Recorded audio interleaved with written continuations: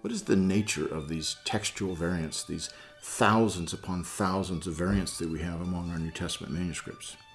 If one just had the number of 400,000 to 500,000 variants, one might think there's no way we could possibly get back to the original text of the New Testament. But when you examine the nature of these variants, now things come into view that you might not otherwise recognize. Here's a way we can categorize these variants. We can do it into 4 different groups. And the 2 poles on each of these groups, or in this categorization, is meaningful on the one hand and viable on the other. By meaningful, what I mean is that it changes the meaning of the text to some degree. By viable, I mean that it has the likelihood or the possibility, a distinct possibility of going back to the original wording, and that means it has to be found in sufficient manuscripts, either that are early enough or important enough, or that could plausibly go back to the wording of the original. You could refer to an earlier lesson on Matthew 27, 16 and 17 that has some fairly late manuscripts, but they are significant enough that they could go back to the original because they are belonging to their own textual family, and so that would be considered a viable variant. So meaningful and viable are the 2 poles, and here's the way we can categorize all textual variants. First, those that are neither meaningful nor viable. Second, those that are not meaningful but are viable. Third, those that are not viable but are meaningful. And fourth, those that are both meaningful and viable. Well, let's examine these in this order. First, we'll start with those that are neither meaningful nor viable. That means that it doesn't affect the meaning of the text, and they don't have much plausibility of going back to the original. In fact, we'll take this category with the next one, those that are not meaningful but are viable, and we'll group those 2 together. Well over 75% of all of our textual variants belong to these 2 categories. The most common kind of change we have among our manuscripts are spelling changes, and the most common spelling change we have among the manuscripts is what's called a movable nu. This is the use of the letter N at the end of a word when the next word starts with a vowel. Do I put the letter N in there when I have a vowel afterwards? Well, just like in English, we have a book, an apple. So in Greek, you have a movable nu before a word that starts with a vowel. And the older manuscripts always had that nu there. They didn't take it off. The later manuscripts start to nuance it, so they would drop the nu when the next word started with a consonant. That's the most common textual variant we have among our New Testament manuscripts. It affects nothing. And so spelling differences, especially those that are not meaningful but may or may not be viable, account for a good 75% of all of our textual variants.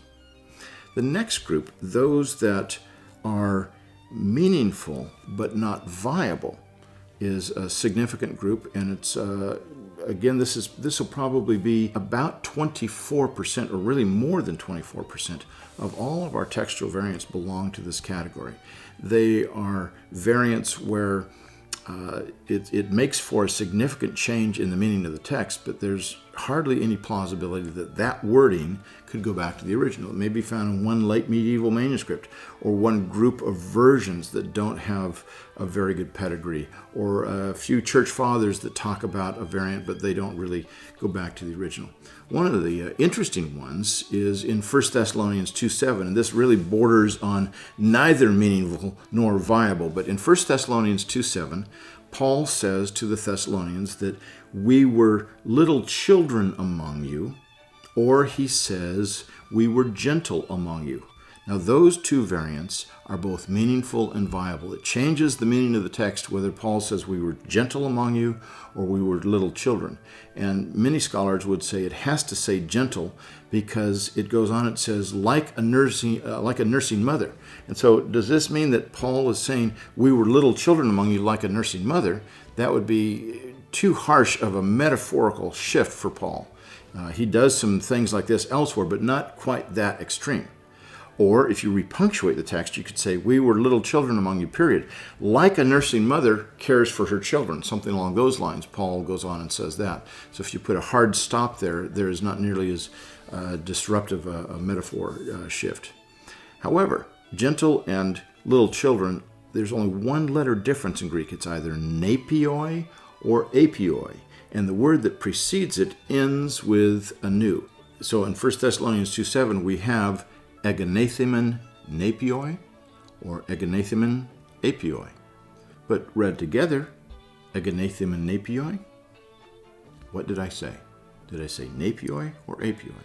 It's very difficult to tell, and consequently, this has created an extremely difficult textual problem for scholars to try to figure out. But there's another variant that sounds like apioi, sounds like napioi, but it's sufficiently different that it could not have been created quite in the same way that these were created. And it only occurs in one late manuscript. It's the word hippoi. We became horses among you. Now, it's a funny variant, and it's obvious that Paul and Silas could not have become horses in any capacity, no matter what you're thinking about. That makes no sense here. So most would say that's not a meaningful variant at all. But it may be that we've got a disgruntled USC fan when USC lost the Rose Bowl against the University of Texas in 2005. And so he says we became horses among it. Who knows? But whatever the reason is, this is not at all a viable variant.